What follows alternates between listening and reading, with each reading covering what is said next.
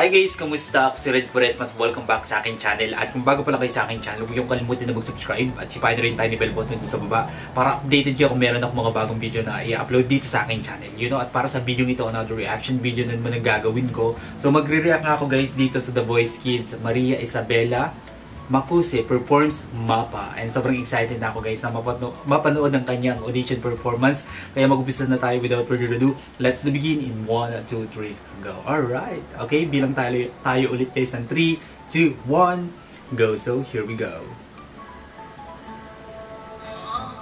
Oh. SB19 to. 18. Grabe yung kanya, no, yung version niya, no?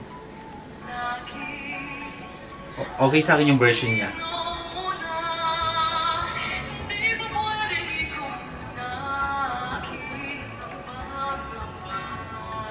Oh my God, iba yung version na ginamit niya, no? Sariling version niya.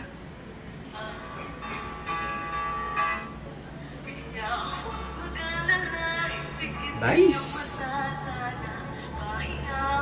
Ang linis ng boses niya.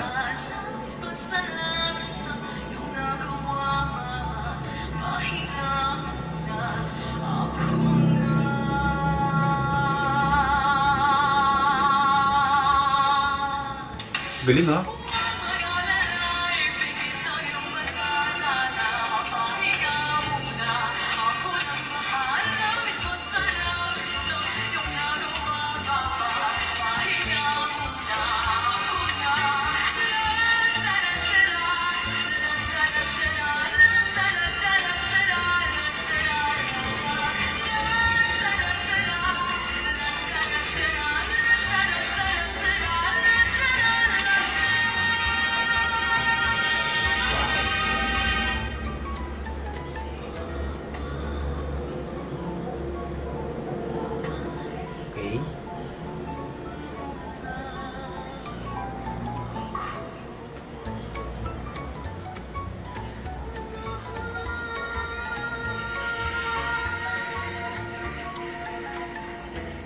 Oh,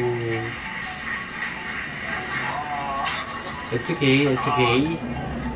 This is not the end, this is the start. That's okay. To be honest guys, gusto ko yung voice tone niya, no? Ang ganda ng voice tone niya.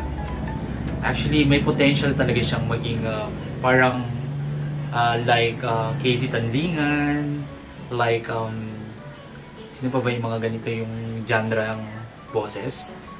Like Moira, di ba? Gusto ko yung boses niya, ang astig pakinggan. Kumbaga, pag kumakanta siya, hindi niya ginagaya talaga yung original na singer, no? Which is napaka-okay nun, yung bibigyan mo ng sariling version yung pagkanta. Okay, girl?